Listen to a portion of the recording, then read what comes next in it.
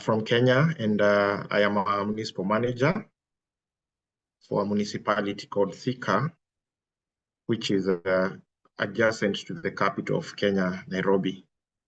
We'll be talking about social justice mostly, and how to ensure that we bring everybody on board in the discussion on climate change response and climate change planning. So I think so far we have 3 participants, and I will invite us to do an introduction. Perhaps you can mention your name and your background and where you're from, and we'll be able to proceed. I think since we have a few of us, if you can turn on your video for better interaction, then we can proceed. We start with the introduction from you, Emily. Thank you, Hoswell. My name is Emily Adepi. I am your technical support from 𝗨𝗪𝗙 today. I will be supporting the session throughout, and in case of any challenges you're facing on your end, feel free to let me know. 𝗨𝗪𝗪𝗀, it's good to have you on session as well. If you have any requests from the technical support, do let me know. Thank you. Thank you, Emily. And Emily, you didn't tell us where you're from, and you only said you're representing 𝗨𝗪𝗙𝗀. Oh, I'm currently in the Netherlands, but I come from Kenya as well. Oh, okay. Yes. Countryman. Yes. Thank you. 𝗨𝗪𝗪𝗀, will you introduce yourself, please? Yes, hello, good morning. Good morning. Can you hear me? Yes, please. Yes, my name is Town Planner Fumilayo Modebola Fadimine. I'm a town planner and urban planner by profession. I'm in Nigeria. I work with the Ministry of Fiscal Planning and Urban Development in the regional area in Nigeria here. Thank you, it's great to be here. Thank you very much and welcome to the presentation. I want us to have a discussion really, and centering around how do we ensure that we bring on board everybody in planning. And maybe I'll run through what we are doing here in Kenya to try and have everybody in the discussion on the table. And maybe we can also have you sharing experiences from your countries, from your spaces, of how you are trying to include everyone in the planning discussion and in a response to climate change. I ran through a short presentation that I have prepared, and not really a presentation, but just to bring us up to speed with the reality of planning in Kenya, and maybe we can also hear now from your end what is happening. I want to share my screen.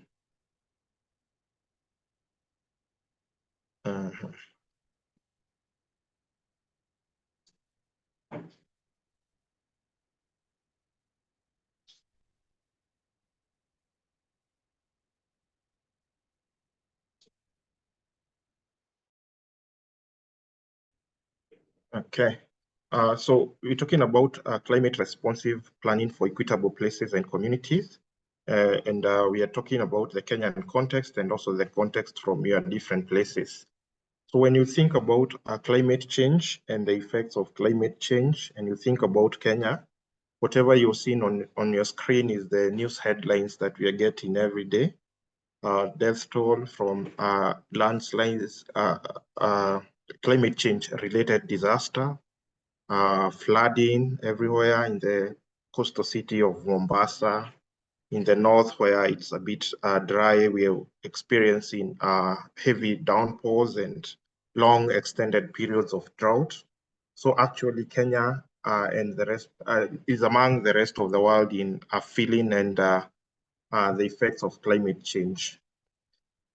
So Our planning here in Kenya, we have an integrated urban investment planning. The approach to planning has been supported by various laws and regulations. One of the laws that support our planning is what we call the Urban Areas and Cities Act, that really creates urban areas as autonomous entities that are governed in a way separately from the rest of the places. This act requires that urban areas should have integrated urban development planning, what we call IDEP. And also the act specifies the plans that are supposed to be created. We have a plan we call County Integrated Development Plan. We have what we call County Sectoral Plan, County Spatial Plan, and Cities and Urban Areas Plans. Then from there, we have the municipal infrastructure investment projects that are supposed to anchor around the plans that we've talked about. In our planning, we have different stages, and one is evidence-based. In this stage, we'll talk about what is happening, what can be observed, what is on the ground. And this one includes carrying out surveys, studies, data sets, reports, publications, and so on. And then from there, we'll sit down and make a plan or policy document. And this plan is supposed to address the issues that have been captured, and we have evidence of such issues. These plans and these policies bring about development, control, and management. They'll talk about the vision for an urban area and how we want to proceed with developing the particular urban area. From there, we do monitoring and implementation, and this is the final stage in the urban planning cycle, and covers reviewing, monitoring, and enforcing the previous stages. Now, what we've talked about, because I want to bring in the issue of social justice in climate planning, we have said again and again in this conference that those who benefit more from climate change are responsible for much of it, and they're the least vulnerable to the effects of climate change. So I have just tried to draw a pictorial demonstrating that. You can see from this one, you have responsibility. Those who are responsible for climate change are the ones who are getting economically stable, or they have much economic power. And then from on benefit, you can see those who are economically have economic power or have economic status benefit more from climate change. And then you can see the vulnerability. Those with least economic power are more vulnerable to the effects of climate change. So I was trying to think of strategies of integrating equity in planning and urban development. And I was trying to think about what we'll call flattening the curve of the benefits, so that now these benefits can be shared between, instead of having a scenario where benefits are going to the most affluent, we can have at least benefit coming somewhere in between, so that the poor and the affluent can have a share of benefits. And these benefits will be felt differently by these groups of people. The affluent will realize profits, and then they'll have power to influence policies, that one they have.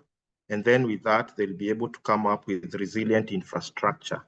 On the other side, those with less economic power, or the poor, will get economic benefits such as jobs.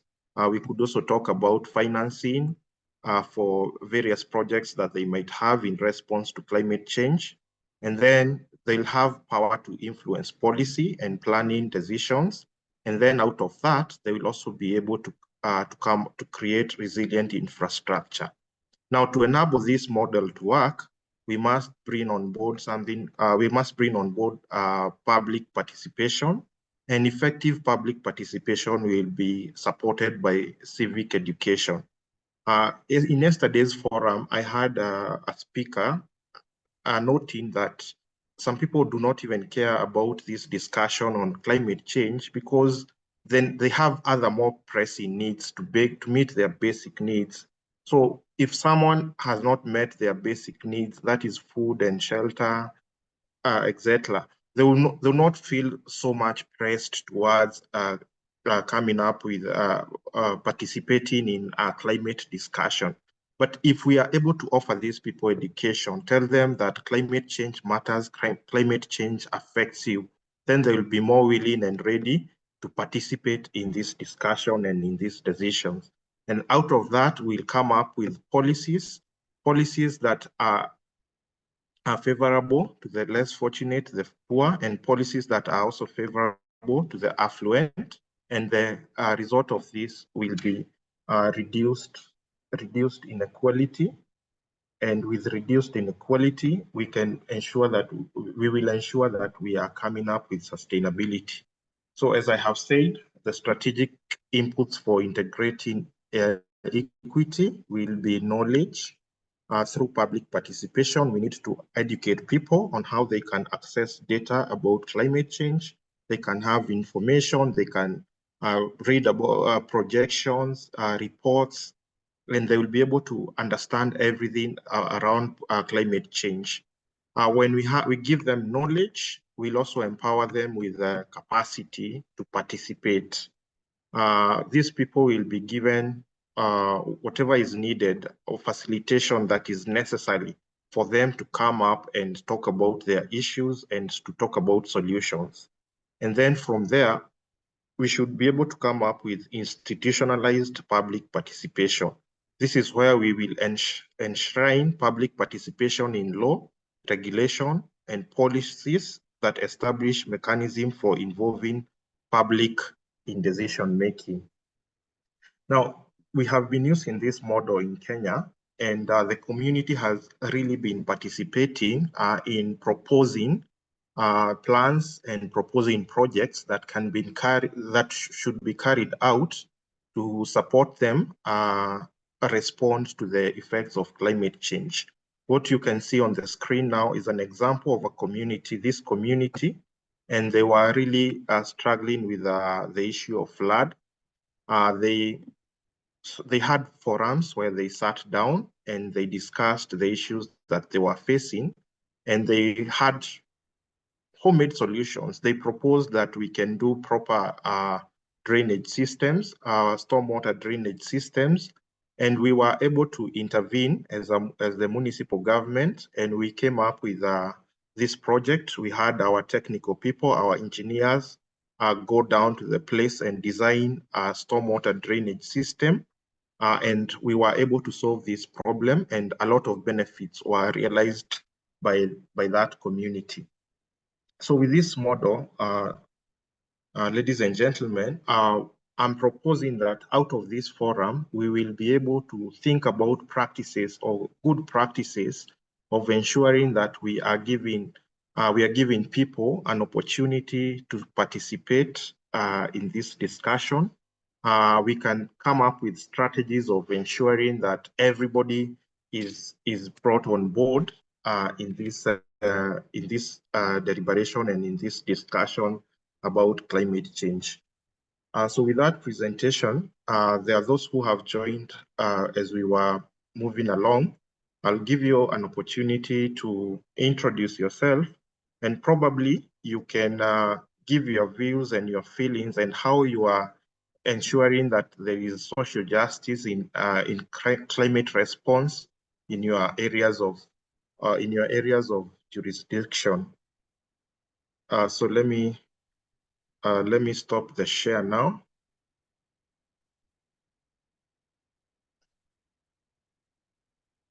Let me stop the share now. And we will continue with the discussion and the introduction. And maybe who want to go first? Mani?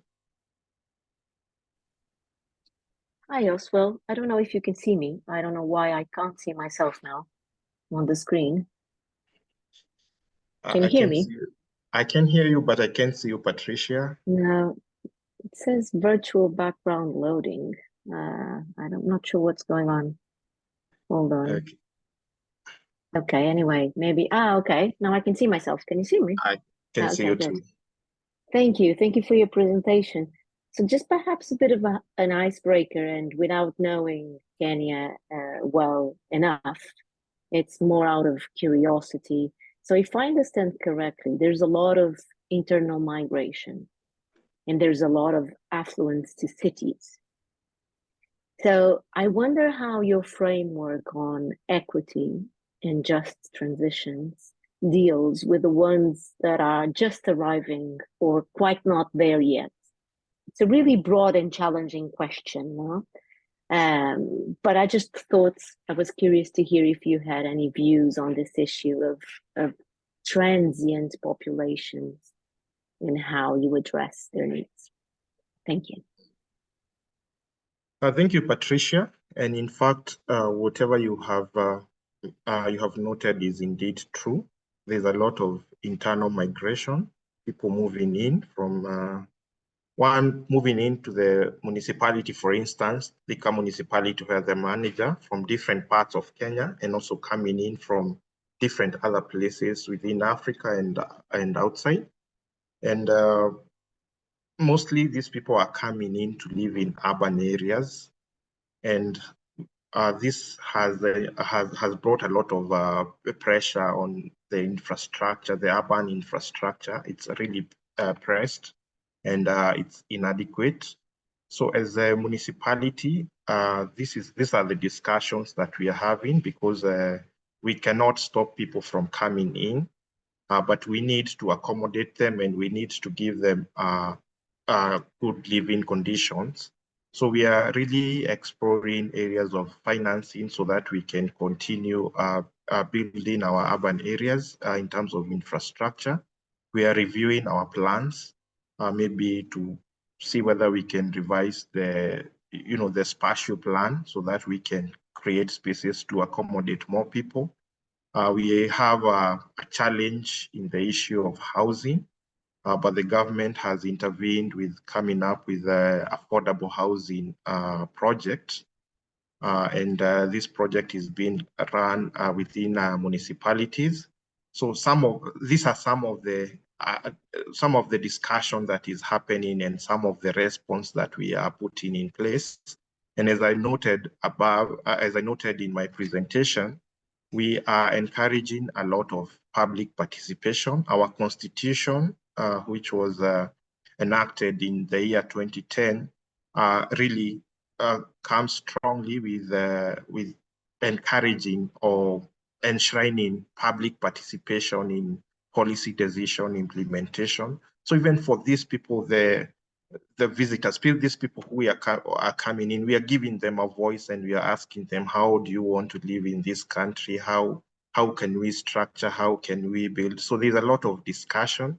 I think when you refer to us as a developing country, that is where we are, because we are really developing, we are creating infrastructure, we are engaging, and we want to really take lessons from those who have been before us, those who have done it ahead of us, and so that we can avoid making maybe same mistakes they made. If that responds to your issue, Patricia. Thank you. Oh, well, thank you, Patricia. Is there anybody else who wants to make a contribution, who wants to talk about how they are enshrining social justice into their planning, in planning within your areas of jurisdiction? Hello, can you hear me? Mm-hmm. Yes, familiar. 𝗨𝗙𝗪𝗖. Okay. Thank you. I think, like I said, it's good to be here, and thank you for your wonderful presentation so far. One thing is clear about infrastructure deficiencies in cities all over the world. Well, it's more particularly in Africa, or if I may say, in the sub-Saharan Africa, there is a lot of pressure on the available infrastructure. Maybe because the infrastructure is not being increased in relation with the population increase. Now, a particular road serving, let's say, 500 community dwellers, by the time those people increase to like 1,000, that same road is still what is servicing them. And once the pressure is on those roads, they get spoiled. Now, what I observe so much so in my own locality is that the pressure on the infrastructure that has led to a lot of infrastructural collapse has rendered a lot of people, a lot of communities inaccessible. And accessibility is one of the major thing that is needed, because if a community is not accessible, then a lot of things will go in a wrong way. Now, what those communities do is self-helping themselves. Now, one of the slides you showed talked about a particular community, trying to see how they could solve the issue of flooding. It is not peculiar to Kenya. I must tell you, is a very common phenomenon in developing world. Now, a lot of communities in Nigeria are self-helping. They're self-helping themselves. Now, in bringing this thing into planning, now what government is doing now is identifying communities based on their needs and their interests. Now, there are some communities, in my own place, they said, I'm going to say it in my language. He said, 𝗨𝗙𝗙𝗪𝗏 𝗨𝗨. That means, it means when a baby stretches out its hands, then the parent or the adult there knows that you want me to carry you. Now, we know that the issue of funding is a fundamental problem within government. Government cannot provide for all infrastructure. Now, there is need for public-private partnership. Apart from the need for public-private partnership, infrastructural provision, we have community also lending helping hands to government. It might be in terms of materials. A lot of communities, they'll say, okay, I'm going to give you so bags of cement. We're going to give you so granite. We're going to give you so iron rod. Please help in this regard. Now, putting them as stakeholders, that's bringing us to the issue of stakeholders engagement. Now, the government lays it bare to them. This is our capacity. We have prioritized sites. Your site might seem so much in their need to you, but there are some sites, there are some localities that are even in grave danger than you. So prioritizing the site, once they understand that there are some other communities that are actually in more need, in their needs than theirs, they look for a way to assist the government to provide for them. It's a very funny way of looking at it. The community assisting government to provide for them. That means they are giving their own, their own resources, while government has to it, so much so that the burden is not much so on the government. So that is planning together as stakeholders planning together. Let me stop there so that others too can contribute. Thank you. Thank you indeed for that contribution. And I think it's very much centered around what we are talking about. And I think, and Patricia, I think you are in that discussion where a participant asked, for these communities that are thinking about very basic infrastructure, these communities that are thinking about even their next meal and so on, do they really have time to, to articulate issues around climate change? Does it really matter to them whether we're talking about climate change, we are talking about global warming and so on? But I think such a response and what we have seen community doing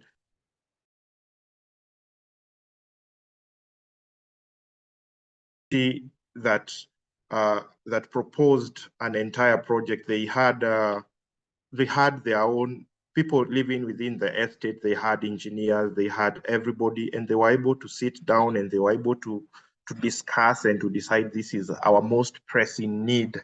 And they were able to present this to government, and government was able to, and government acted to their request.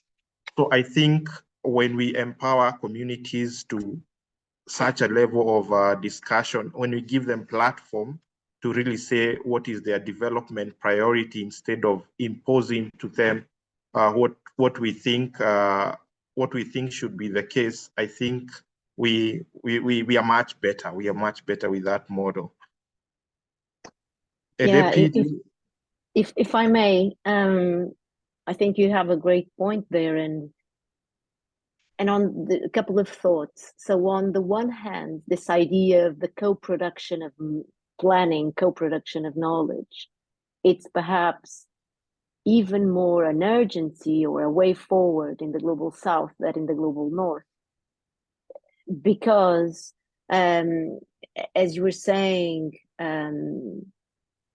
it's a really interesting point from, sorry, I might mispronounce your name, 𝗨𝗙𝗪𝗪's point on sort of the reversed roles where the communities are helping the planners or giving them their own resources.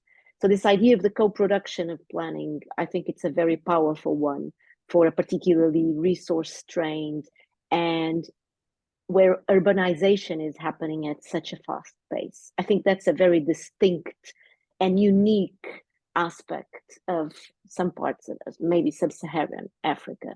And I think you might struggle and find relevant examples of how to deal with some of those problems because they are happening now for the first time to a certain extent in the world.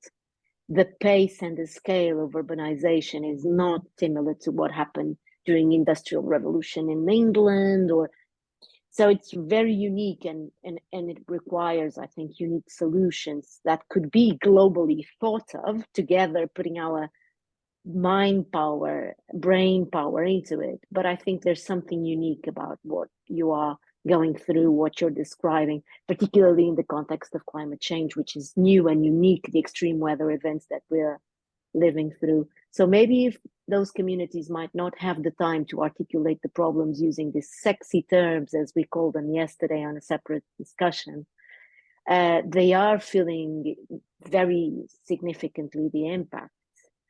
So whatever we call them, the terms, whatever we are living through, the need for action is there. And I think communities all over the world are becoming more and more aware, particularly the ones, as you said, that suffer the most, which are the ones where there's least planners, least planning, least funding.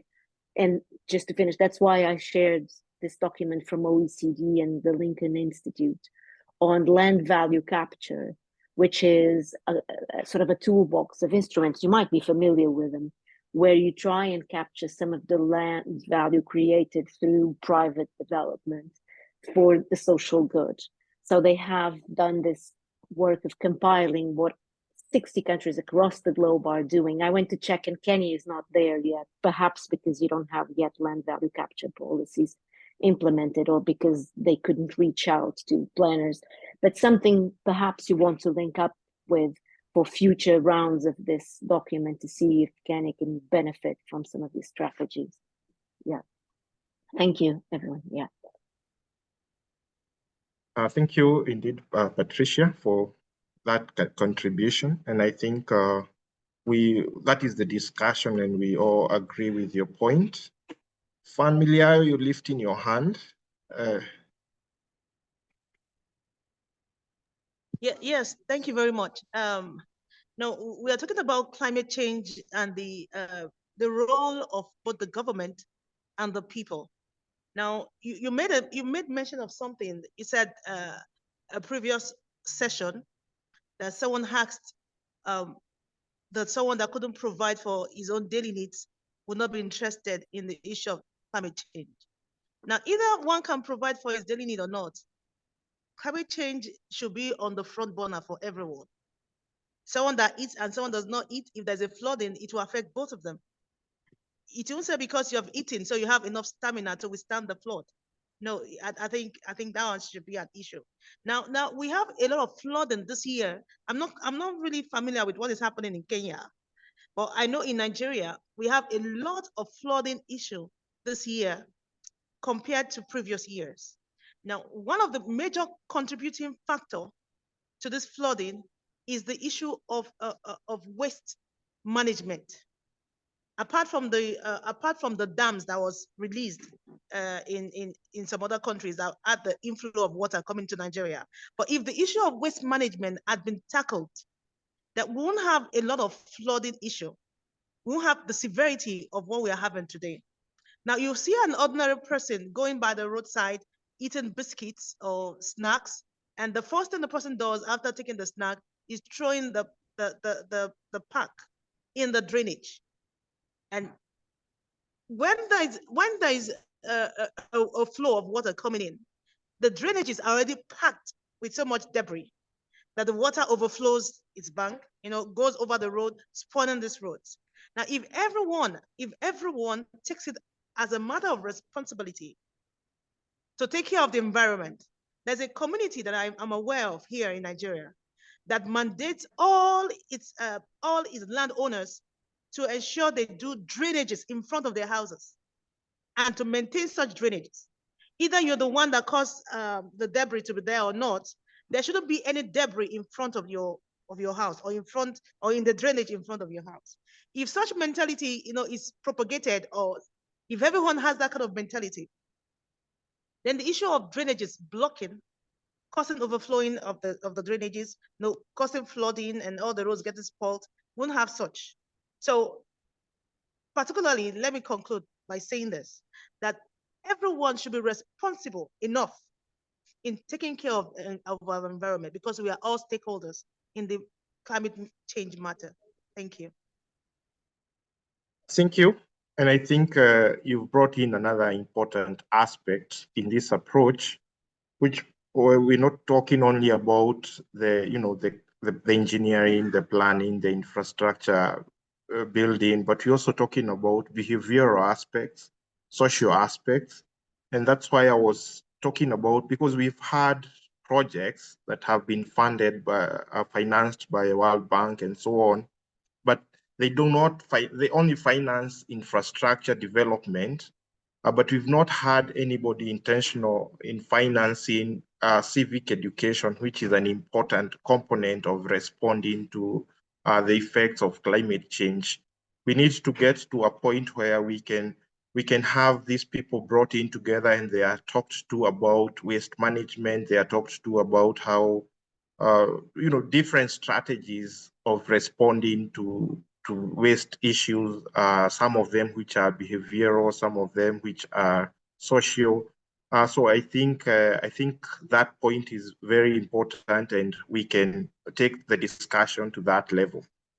So I don't know whether 𝗨𝗙𝗙𝗍 wants to say something. I had prepared maybe a small Kahoot game that should be able to capture issues that we've talked about, and also,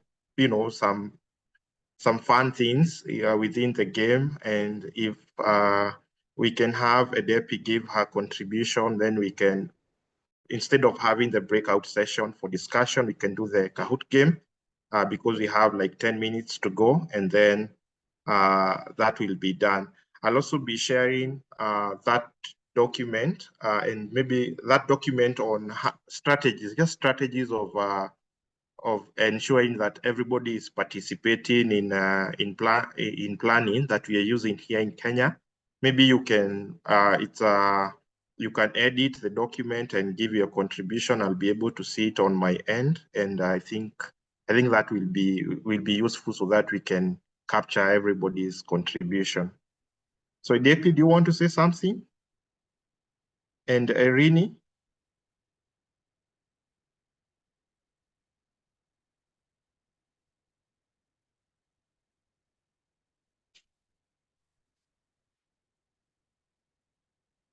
Okay, fine. Then I think with that discussion, we can proceed to do a small game. I hope we'll be able to catch it up very fast. So I'll share my screen with the game, and then you can go to your web browser, and then on your web browser you can put in 𝗨𝗏𝗙𝗪𝗏.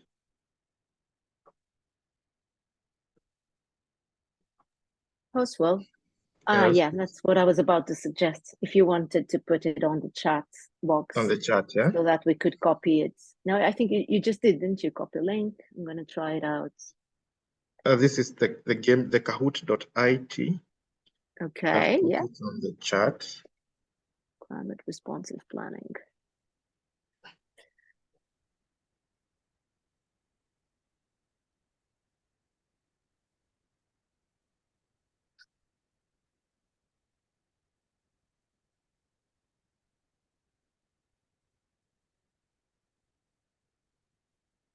I hope you are on 𝗨𝗏𝗪𝗏.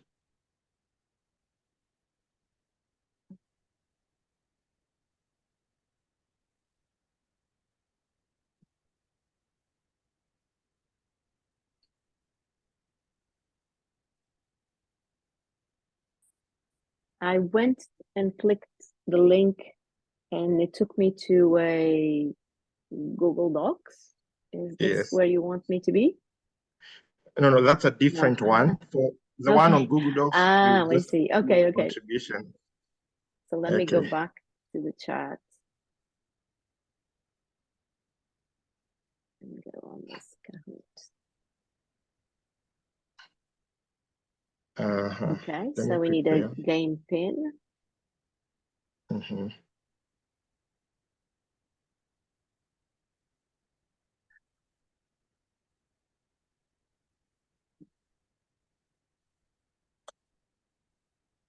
So let me give you the game pin.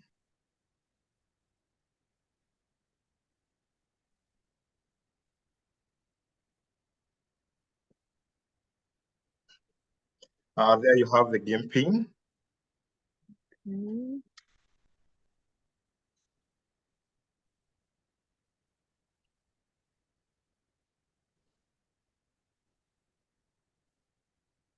Got it, everybody?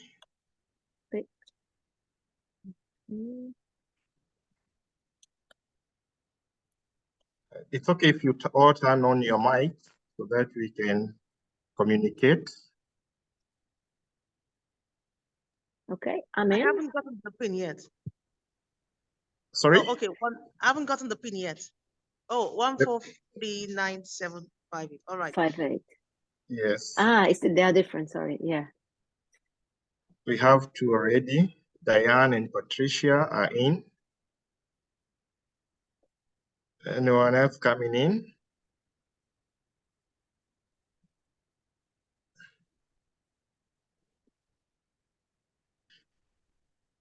Okay, anyone else coming in? Yeah.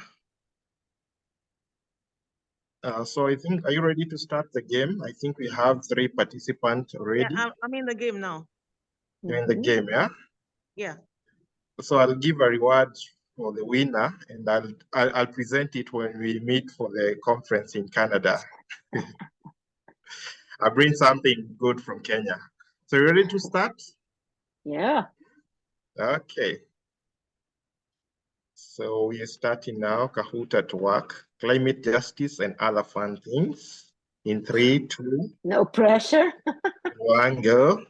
Oh, it's a quiz. What is the function of the focus? What is the time focus? Is limited. Time is limited. You have 14 seconds to go. 13, 12. Okay, you just click on your phone or on your browser, the correct answer, the color code. It might not be. I think, yeah, we not have. Sure if it works. It's time sensitive. Should we click on the screen? Did you manage to see anything when you click? Yes, I did. Sorry, I didn't see anything. Just some dots on the screen. What are we supposed to do there? To choose an option, isn't it? Diane was able to get it right. Diane managed it. But I didn't see any question there. Okay, we proceed to the next question. You look at my screen and then you click on your browser or on your phone or your screen. But for the question, it's here on my screen and the answers are here. But am I meant to click on my oh, I see. You need to go into your then. It's not ideal because I can't see both. Okay, let me try and. Okay, by the time some of you catch up, we'll already have a winner. We go to the next question. Question 3, I'm gonna get this one. This is so unfair. Make sure you're very life fast. Is so unfair, I agree. Very fast.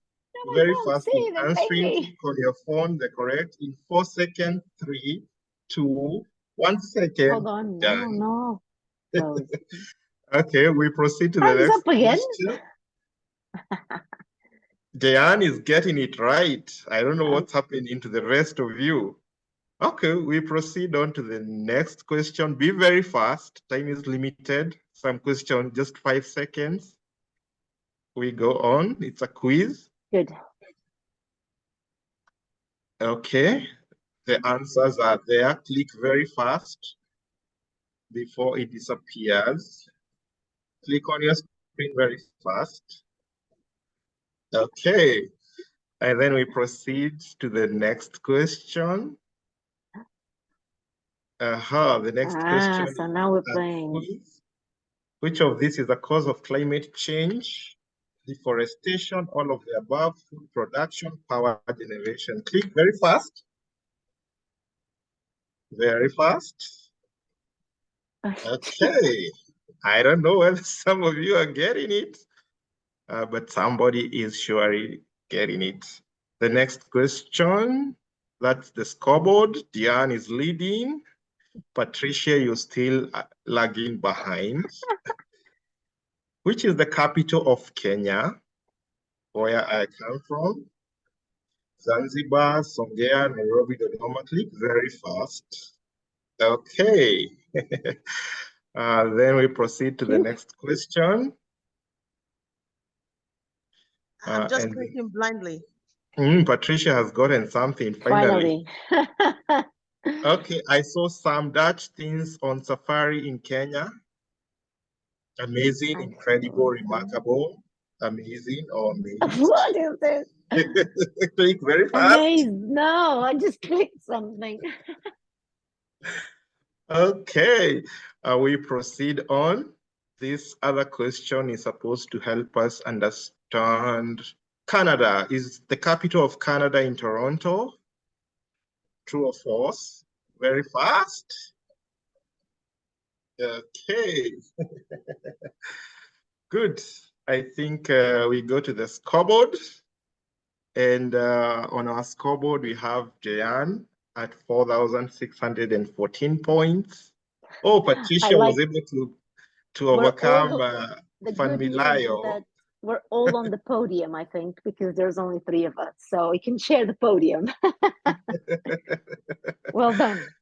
Okay, I think we have the last one, which is the nickname often used to refer to Toronto due to its diverse and multicultural population.